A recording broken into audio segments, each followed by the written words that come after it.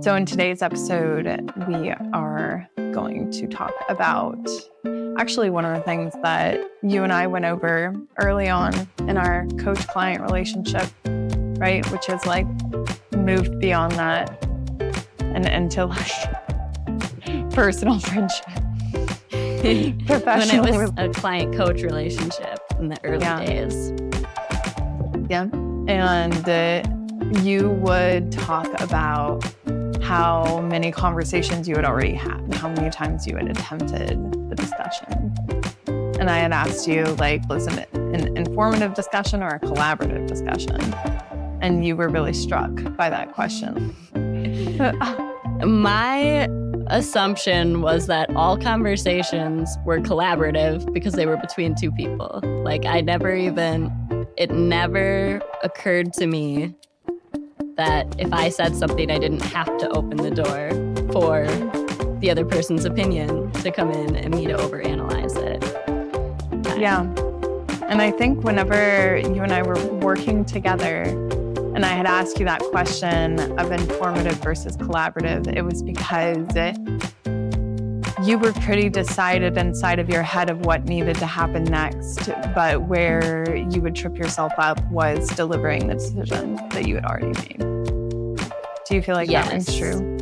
Definitely. I had already figured out what my needs were, but then verbalizing the needs in a way that it didn't get lost in conversation, that was where I could never get past that hurdle. Yeah, it was wild. Watching you go through that, and then you get to a place where you did deliver decisions instead of invite collaborative discussions on the decision you wanted to make. It was so good. It was like watching you gain the ability to use your voice for your own well-being, really. Yeah, so maybe we could start with, what is the difference between a collaborative and an informative conversation? I think that internally the difference is you're already decided. If you go into a conversation and you're undecided, it naturally becomes a collaborative discussion where the goal on both sides could be completely different. Like when I look back at some of the conversations where I've had clients go to inform someone they love of a decision that they've made, and then they see the pain of somebody else, they want to basically metabolize that pain for them. And so then they'll be like, oh, well, maybe, and so then they renege with themselves, essentially.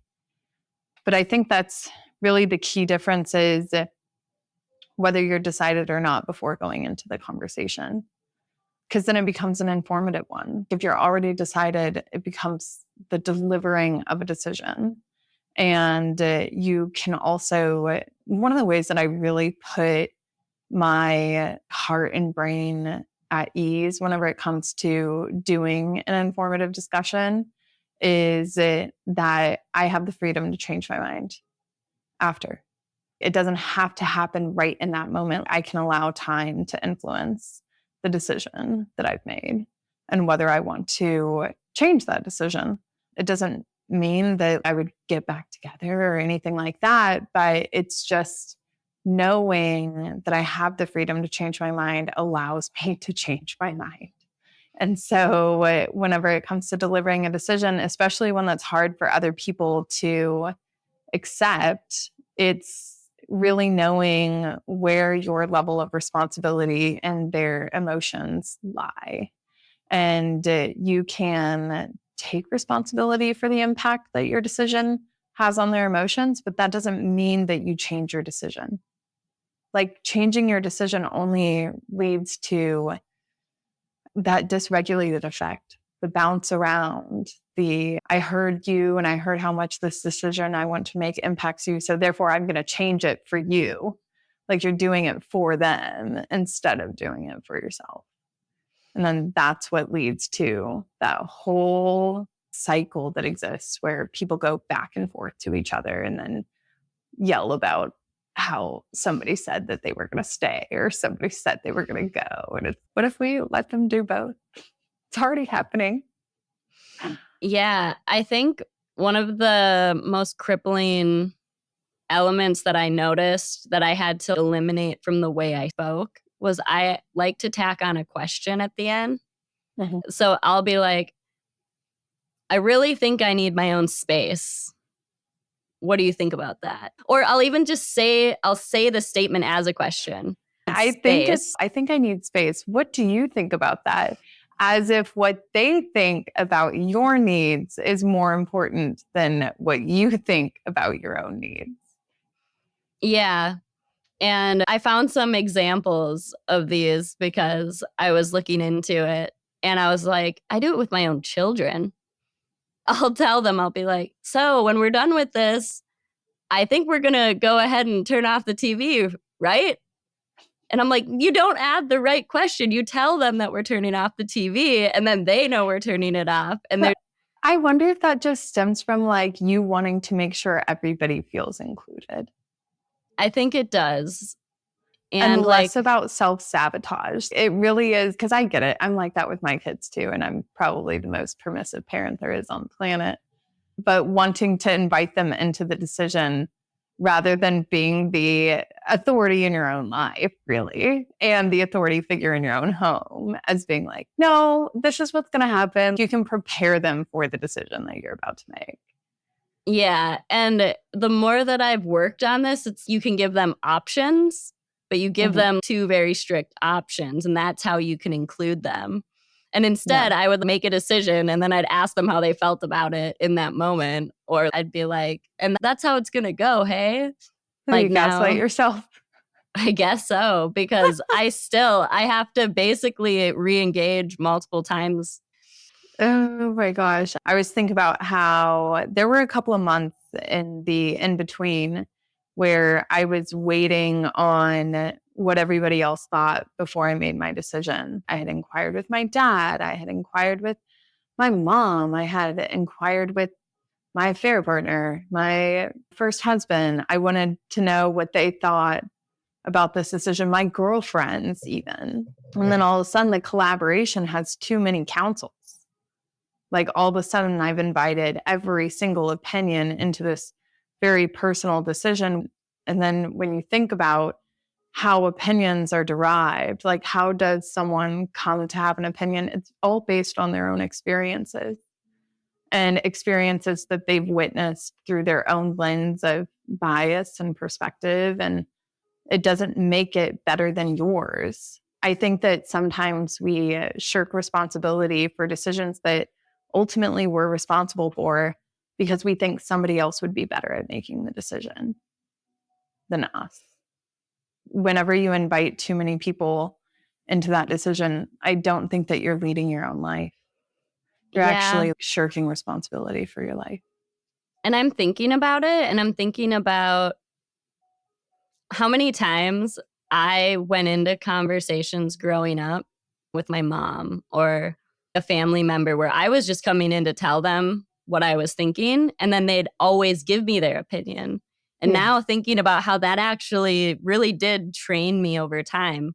Because the amount of times that I was like, hey, I'm going to go and do this thing. And then they'd have their opinion on why I should or shouldn't do it. It was just always the unsolicited opinions that were always given to me.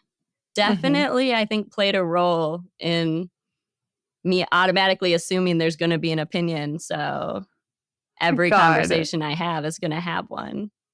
I think one of the things, it's funny that we're hitting on unsolicited opinions because when I first started sharing my opinion publicly, I was very hyper aware of unsolicited advice leading you into a direction of not your choosing and being really self-conscious about that's my opinion, so I shouldn't share it. I should just be asking them more questions so that they prompt the discovery of their own opinion type thing.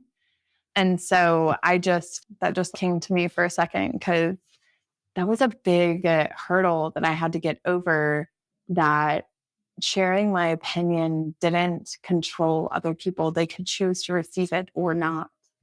But then becoming aware of that active choice inside of their own mental thought process was outside of my control. Like they could take it in type thing, but whether they were to act on it or not was totally up to them. And being at peace with the fact that I don't control anybody else. I don't control anybody else. Yeah, that's been a hard one for me to learn. I definitely had an unhealthy habit of trying to steer the conversation in the directions that I wanted them to go, instead of coming in with my opinion and accepting that we probably wouldn't align on this, and that was okay. Yeah. Oh, yes. Speaking of, I had to deliver a decision recently that was very uncomfortable. And when I delivered this decision, the person who was receiving it was not excited about the decision that I had to deliver, and rightfully. But they had also stated that there was a misalignment of values between the two of us. And I nodded my head, okay, sure.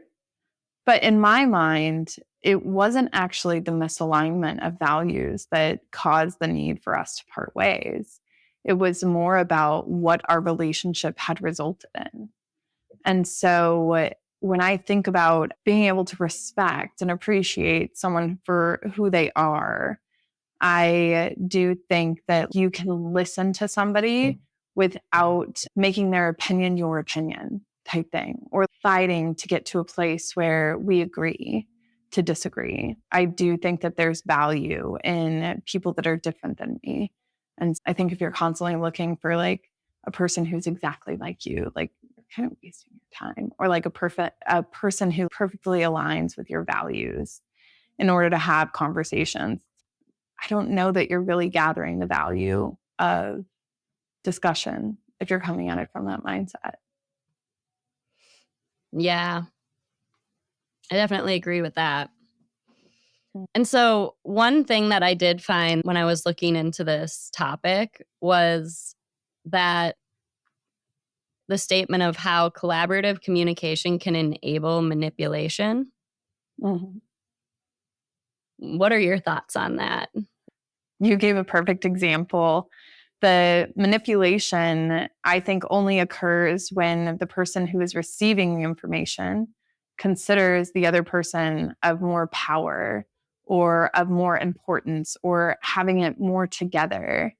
And that invitation to change your decision based on their opinion. I think that is where the manipulation actually takes place. It's not that anyone is intending to manipulate or anything like that. I'm inviting your opinion because I believe that your opinion is of greater importance than mine in this decision. And that's where the manipulation actually takes place. It's not, oh, they manipulated me, or, oh, I was manipulated by them. Remove yourself from the instance entirely. Look at the decision-making process and take into consideration whose opinion you valued the most when you went to make the decision. A lot of people get married early on in life because they want to make their parents proud, right? Like the opinion of their parent is very high on that totem pole at that point in life. And so if you're doing it for that reason, or a lot of people get married so that they can have children, right? One of my big things was, and actually my daughter called me out on it recently. She saw a picture of herself at our wedding. And she goes, "You had me before you were married?" And I was like, yeah, sure fucking did. Sure fucking did. But I remember like one of the reasons that I got married to Stan when I did was, oh, I can't have children out of wedlock. That was one of the narratives that was propelling me in my decision-making with Stan and the choice to get married. So I think whenever you consider manipulation, instead of villainizing or victimizing any of the parties, you pay attention to what caused the manipulation that was at play. Was it because the person who was receiving the information considered the other person of more importance than themselves? Because I think 99% of the time it is that. If you really want to safeguard yourself from being manipulated, consider the source. There's tons of shit out there that plays on your emotions, to get you to make a decision that is in the speaker's best interest or to propel their own narrative forward. And I think until you become aware of that, uncovering what is the intention and impact that this person is really seeking. Looking at your story, Anne Marie, I think about a lot of the conversations you told me about. A lot of the conversations were really with the goal in mind of not losing the marriage, and that goal being the ultimate driver of all the discussions that were at play. Well, now that there's been space granted to both parties, there has been this epic reflection and almost like opportunity for come together. And I think that togetherness is ultimately what everyone was wanting in the first place. And to allow for the space to exist so that togetherness could come to be is one of the most profound things to witness. Resigning yourself to always or never type thing, like, oh, if we get a divorce, then we're never going to get back together. If we take this space, then the misassigned meaning, I'll say, of decisions that need to be made really does do a number on the people involved. And I think it's also one of the hardest conversations, and I think that we see this with clients and that we see this over and over again within the community, is you've made a commitment to be together forever.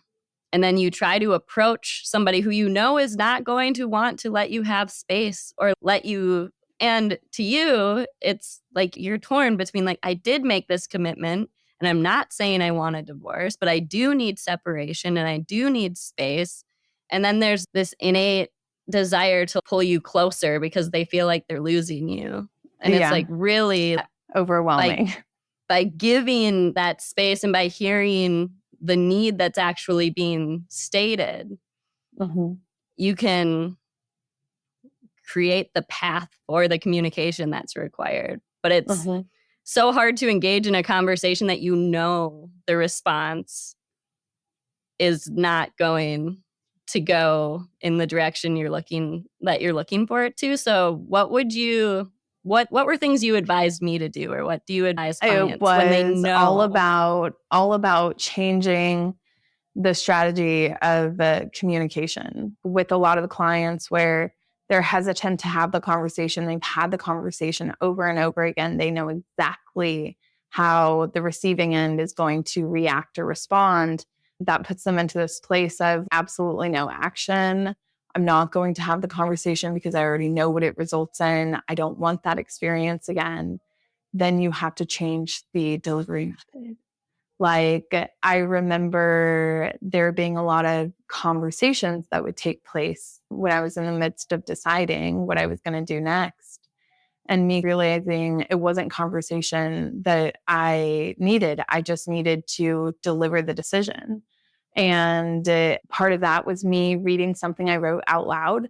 And the other piece of it was acting on my intentions, which was if I wanted the divorce, I needed to secure it for myself. I didn't need someone else's agreement with my decision.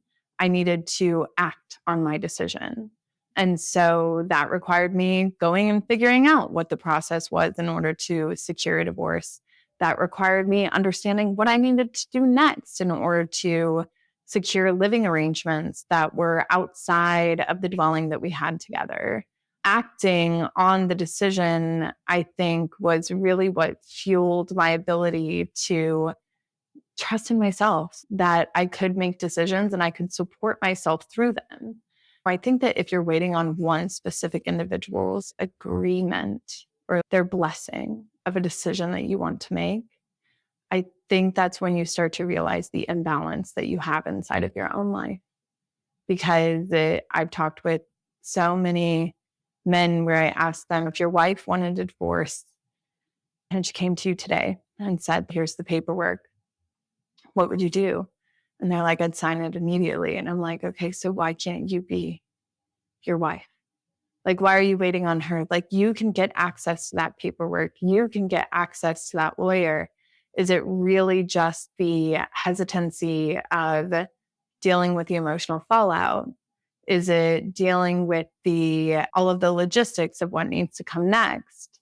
because a lot of those skills you already have. It's just you using them in this particular area of your life. And I think that we make it a lot more overwhelming inside of our head because we go away from the present and we go into the future. We immediately go into, okay, so this means that we're never going to have Christmas together, right? Like we start to create these daunting thoughts inside of our head that just put us back into that autopilot mode. So yeah, that's what I think. Yeah. And so I think something that is the hardest for especially people pleasers and anyone who has a tendency to have very good reads on others' emotions and that have a habit of regulating those emotions. Those empaths. When that is your natural state and you're still working on coming out of that, then I think that transforming requests into statements, that's one of the like most like black and white ways that I had to look at it. Is when I would write down what I wanted, I would be writing down requests and realizing that I could turn those into actual statements. Or even like I'll say, even making this a little bit bigger, not just requests that you have for your own life, but looking at the requests you make of others. I want you to love me sincerely. Turn that back on yourself. Like, are you loving yourself sincerely? Or are you becoming a shell of yourself in waiting for this other person to love you in the way that you want to be loved? I know that there's been many times in my life where I have said something to somebody else that I want you to. And it's always been like, it's this constant revealing journey that I am on, at least the way that I've approached my own life. But anytime that I ask someone on my team to do something, but they actually don't have the intel to do that thing, like I'm basically asking for them to do it in a way that I don't want it to be done. And so a lot of the times now, as I'm growing as a leader in this business, I'm looking at the ask that I'm making of the person and trying to figure out, like, what is it that I'm trying to accomplish with this ask? And can it be accomplished by the person that I'm asking? Is it a reasonable request? For a long time, I had you managing my calendar, right? But I was a fucking cat on the loose. It was impossible to ask you to do something that I wasn't already good at myself. And that was managing my own time. I was an accountability buddy that I could pull it up and be like, okay, let's get this on the calendar now. Or will you actually be back by Monday? Or do we need to give you a travel day? And then it was through practice that it was like, okay, she gets a travel day at the end of time management. But wait, where were we? So we were in the power of information, the second act. Oh yeah. Transforming requests into statements. Yeah. If you are the other woman in your relationship and you love this podcast, you would love the Other Women community. The Other Women community is a membership program designed to help other women just like you reclaim their relationship with themselves and heal from their affair. We provide a safe and supportive environment for you to open up and talk about your experiences. We give you the tools and resources you need to grow into an authentic, empowered individual.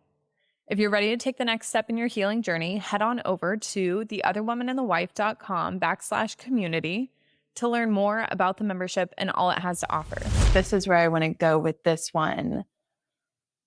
Whenever we look at other couples, so like I will say that I watch other couples, especially later on in life, and it's not necessarily to learn from them, but to pay attention to the aggravations that are at play inside their relationship and wonder, could that be me? And could I be happy in that existence? Is that something that I want for myself, basically?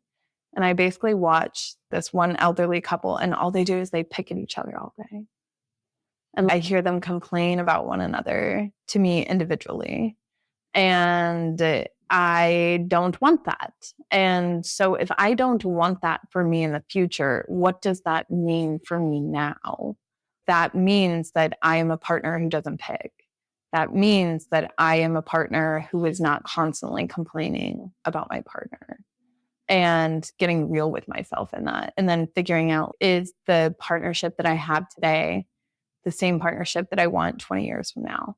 Because unless I change the dynamics of it, whether that be circumstance, approach, or whatever, I'm just leading myself into that place. And I think that kind of wraps around to another thing that we see, or that the more that we talk to people in these infidelity situations, and the amount of times that it seems to be going over people's heads that they don't want to address the issue.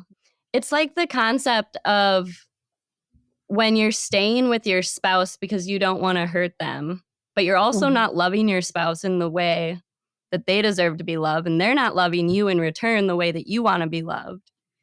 And the whole time you have these desires outside of the relationship, but you stay because you don't want to hurt them. Is that really doing anybody any? I think people stay not because they don't want to hurt them, but because they don't want to deal with the emotional outburst.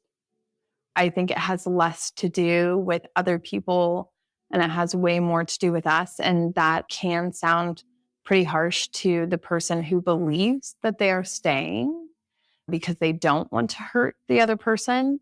But I think that at the root of it is that I don't want to deal with the fallout that will occur if I make this decision in front of this actual person. So the power and control dynamics at play in that instance, right?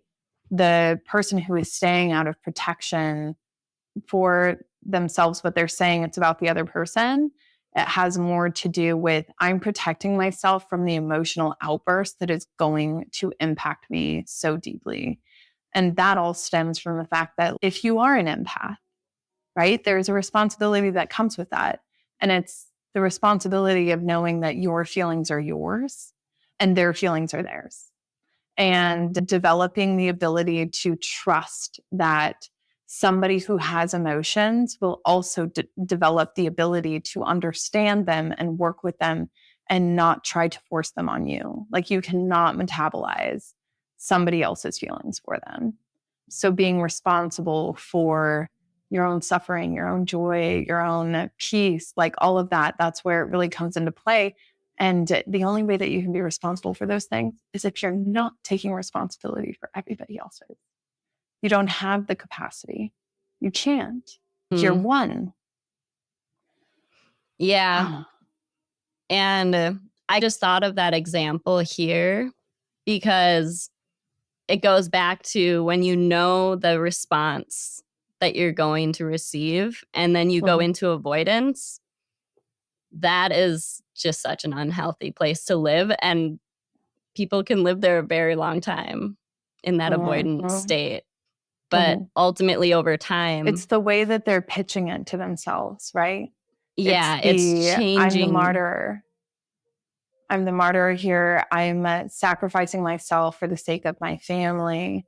I'm sacrificing myself for the sake of the person who provides financially to me, manifest their way into reality so that it becomes less about you and way more about everybody else. And I think that's how you truly lose sight of yourself in your own life. I agree. But I do understand the conundrum.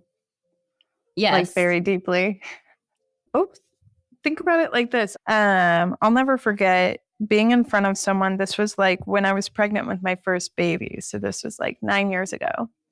And someone I love dearly had said to me, if my husband made a lot of money, I would allow him to cheat on me. This woman had said that to me and it rocked me so deeply because at that point in my life, I definitely considered somebody else's behavior a reflection of me and not them. So when I heard that, I was like, oh my God, she's willing to disrespect herself for the sake of money. That's how my brain interpreted it at that point in time. But then as I've come to learn, like there's a value system at play here. And her value of financial security is of more importance to her than fidelity. Who am I to judge? Type thing. And yeah, the idea that cheating is so rampant, look, everything existed yesterday. Everything still exists today. I'm not saying it's perfect, but it's here. There is a reason that this happens so naturally, I think, and without intent to harm or hurt. Getting into those conversations with those people, I think, is where it's at. But yeah, the fidelity thing. Like, whenever I hear women say, like, why would he ever stay? This is bad. But whenever I hear women say, why would he ever want to stay with, or why would she ever want to stay with a man who's cheating on her? And I'm like, oh, behavior of cheating has nothing to do with her. It's not that important to her, the fidelity piece. It's all of the other things that he gives to her. And then from the man's perspective, when his wife accepts him back, he feels dumbfounded because I thought she would have left me. This would have been the straw that broke the camel's back. But it's not, because the fidelity is not what's important to her. The sex in the marriage is likely not what's important to her about the marriage. And if sex or if marriage was all wrapped up in either one of those things, I don't think that we would be so dependent on it. But it's wrapped up into so much more. I just rewatched Ted Lasso, and the way they touched on infidelity between the mother, the woman that gets the divorce because her husband was cheating on her a whole bunch. But then her mother never got a divorce knew. And then when the dad dies, she confronts her and she's like, why did you stay with him? As she's the one who did the left and made it a priority to leave. And the mother was like, I loved him and I loved our family. And I think people are so quick to judge, but the reality is the nuclear family can play a big role. If that's what you're in love with, then what's important to individuals isn't, you don't get to decide that. They get to decide that. Yeah. And that has to do a lot with respect of other people's journeys. Yeah. Have no judgment for the wife who decides to stay with the man who cheats. I do have a little bit of concern over the wife who stays with the man who cheats and expects him to stop. That piece, I'm like, realistic expectations. Where do we go from here? Because a lot of these people have just built partnerships that lack passion. And that doesn't necessarily mean that it has to go away. Just because the desire for passion is being met outside the marriage doesn't necessarily mean that the partnership has to go away. But it does need honesty for the passion to be something that can exist long term. The decision to stay or go, really, you have to make it based on what's within your control. Telling someone that they can't do something and then you'll stay is just a recipe for disaster, because you can't actually control. For resentment. Recipe for resentment. Yeah.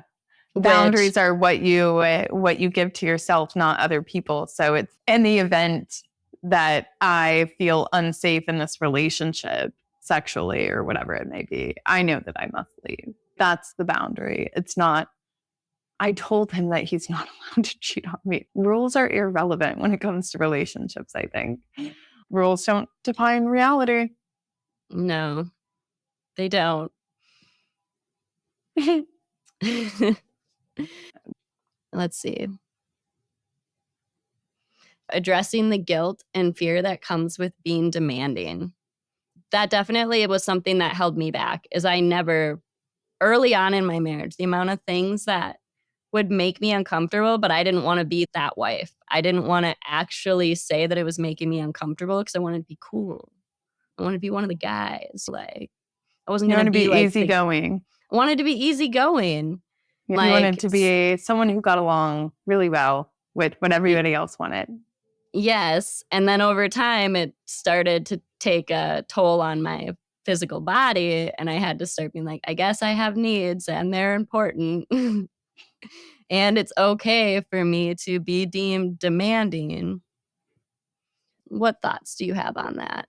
So I think you have to become informed on guilt and fear. Decisions led by guilt and fear, where they take you. So I think that if you make decisions led by fear, it's based on what you don't want to happen. And when you make decisions based out of guilt, you're basing them on a past existence. You're basing them off of the binary right wrong thinking.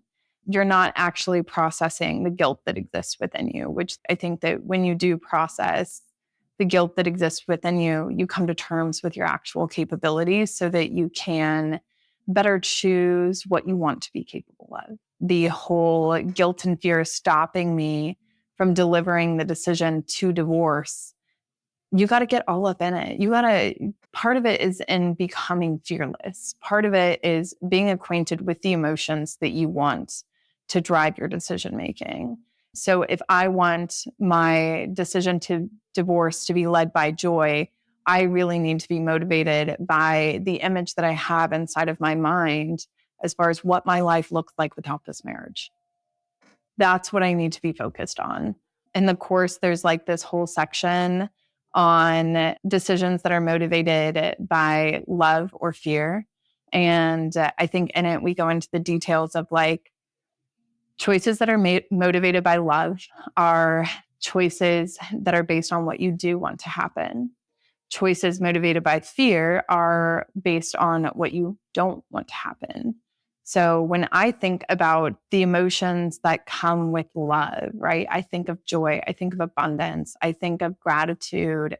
When I go to make a decision, I think about, okay, like ultimately the emotions that I want at play, if I'm delivering the decision to divorce, is I want to be epically grateful for what this relationship has given to me in the past. And I'm ready to close the chapter because it's lost that drive for now. This is all about having the conversation, right? It's not really about divorce. If we truly think about it, this is about opening up dialogue. And then I also think about joy. Like when I think of moments of joy, sure, some of it is within a primary partnership, a primary relationship, but ultimately it's about the experience that I'm having in those moments. When I think about joy, it's in our nuclear family right now because we have one.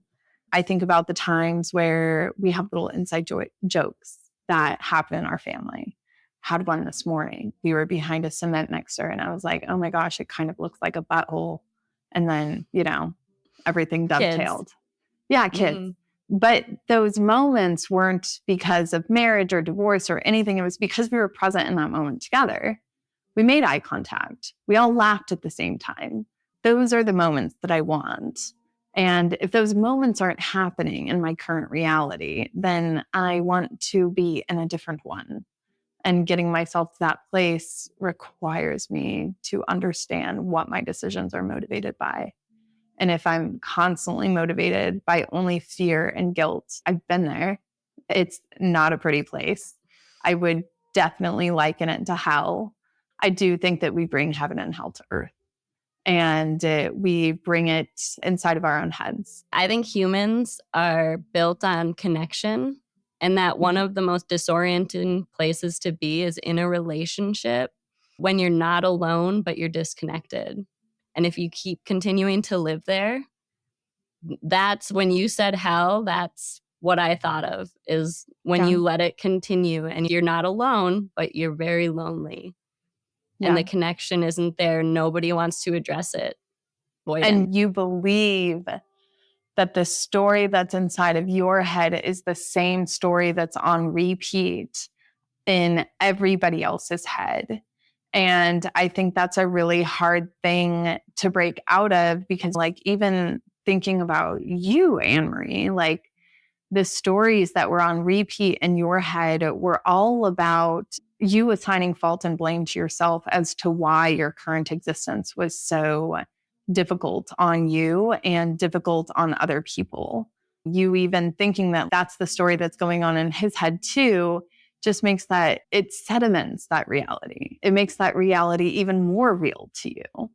And so I think when we take responsibility for the story that we have on repeat inside of our head and realize that we can change it, that's where the freedom lies, as far as feeling that need to deceive others in order to keep things together.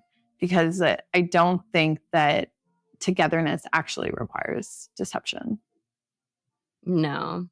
And I think also at the heart of being able to have an informative conversation is you have to be able to self-advocate, which means you have to think you're worth self-advocating for. So if shame is running your life, which is what it was doing for me for years, I didn't think I deserved better. I had to get to the point where I realized I made mistakes, but that doesn't mean that I don't deserve better now. Right. And I was the only person capable of reaching for that. The idea that if you punish yourself enough, then there will be a moment of liberation, right? There's this, I remember one of the things that you said to me, and it was like after years of knowing each other, you had stopped listening to music. And that like profoundly hit me because I was like, oh my God, she was punishing herself. She took something she enjoyed, attributed, I'll say misalignment of meaning to it. Like, I think the meaning that you gave music at that point was like, oh, because I had ingested this music, I made poor choices. And you put this negativity, tell me. For some context, Reputations had just come out. And it was a little too close to home for my current reality as someone who had been in an active affair and then had left the active affair. And it made me, I was enjoying it. And then I was like, whoa, I shouldn't be enjoying this so much because it was a horrible thing that had transpired. And that was actually the album that triggered me to be like, you know what? I don't think I'm going to listen to music because I don't deserve to feel good right now. Oh my God. I didn't want anything to remind me of anything that was positive about that time. It really gets into the postponement of the grieving process. I didn't think I was allowed to grieve. I because know. it wasn't real. And it couldn't be real because two things couldn't be real at the same time. And I hope that if the listeners are hearing this and they're seeing themselves in this conversation, like move through it. Yeah, you do not have to spend your entire life punishing yourself. You don't have to spend 2 years avoiding things that you enjoy doing that make you feel good. Truly enjoy. And I love that you love music because you send me the greatest music. But yeah, I must punish myself now. And so I'm going to cut off things that I actually enjoy to keep myself down, because if I keep myself down, then I'll never be fully alive. And if I'm never fully alive, then I can't hurt anybody.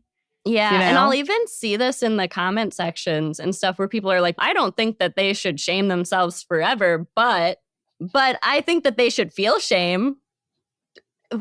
I've been reading this book called The Heart-Centered Business, and they said something really interesting about shame. Shame is not an emotion. Shame is often closely linked to the topic of money, among many other topics. In the early days of my work with clients, I tried to help them move through the emotion of shame, but it was tricky and frequently unsuccessful. One day, I had an insight that has proven quite valuable. Shame is not an emotion.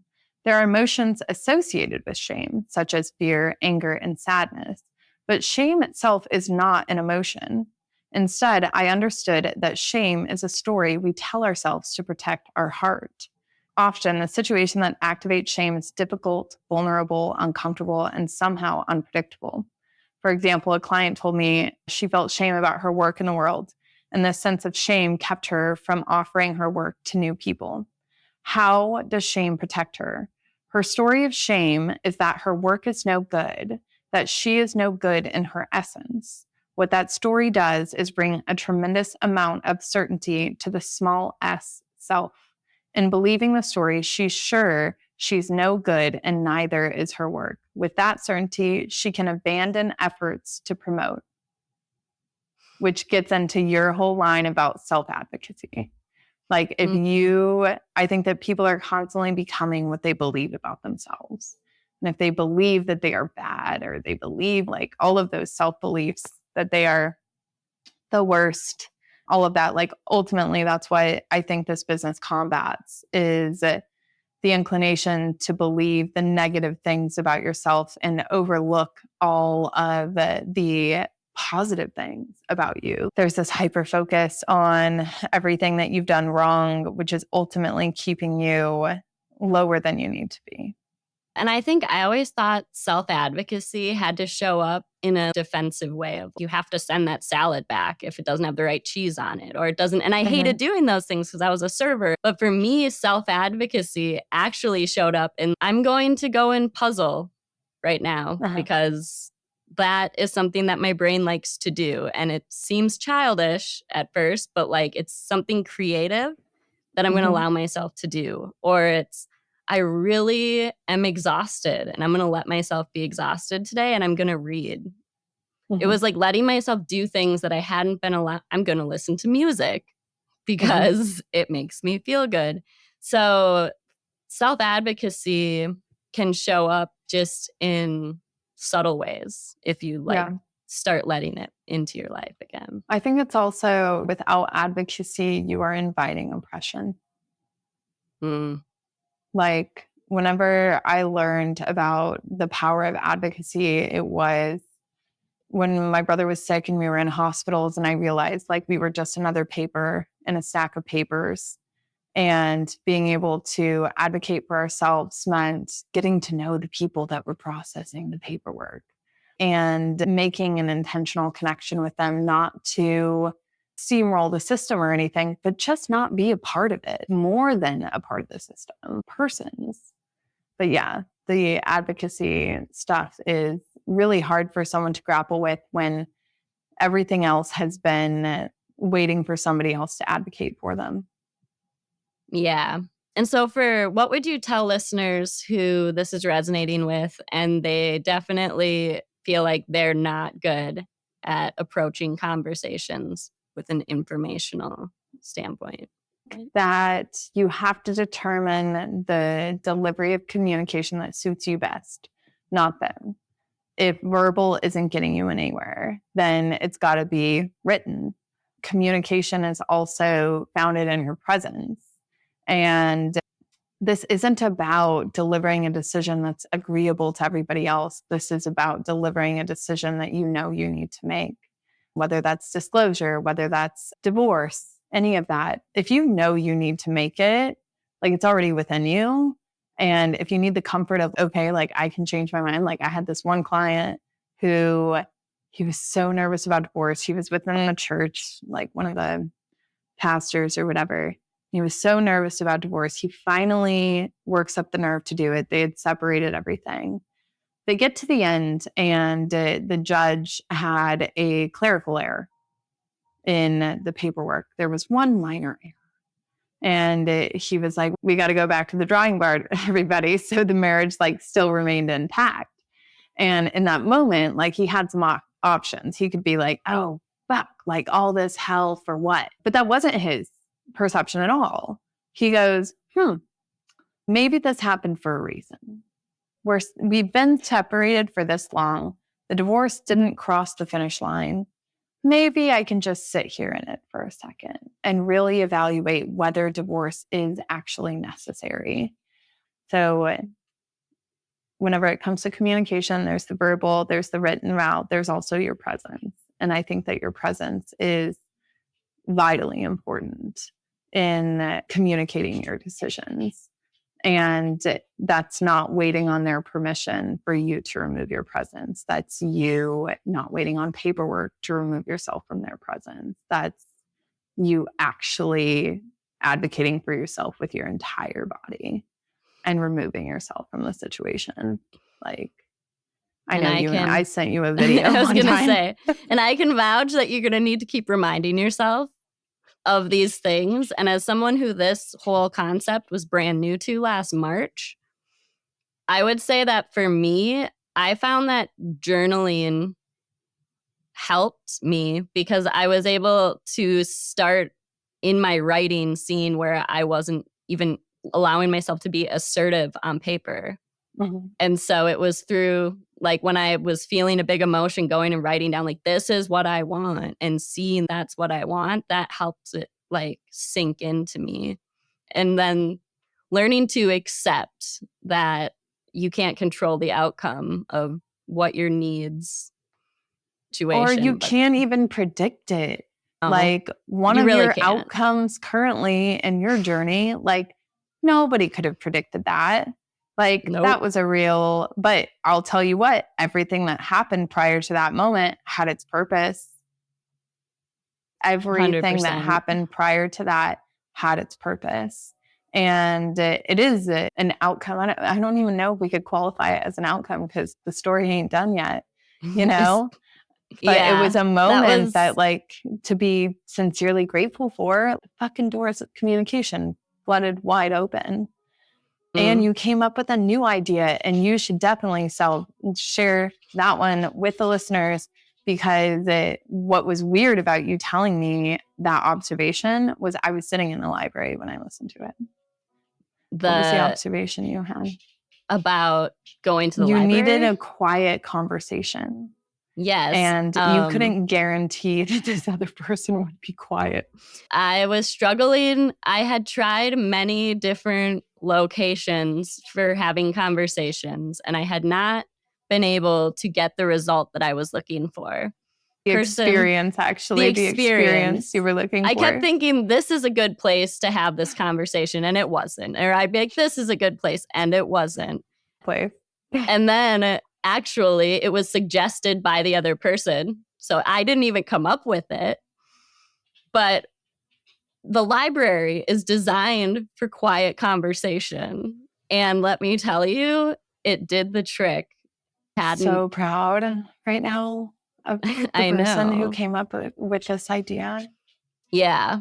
And so, yeah, libraries are really good places to go. If you have a need- relationship that has emotions in it and you need to talk and let your emotions take a backseat and be able to observe what is going on in the conversation, libraries are it, people. And They're it. libraries are everywhere. And they are everywhere, and they're free. I actually just got a library card at my local library because I'm changing up studio shit. Study rooms are So- great. Study rooms are great. Does that conclude this episode? Well, thank you for listening.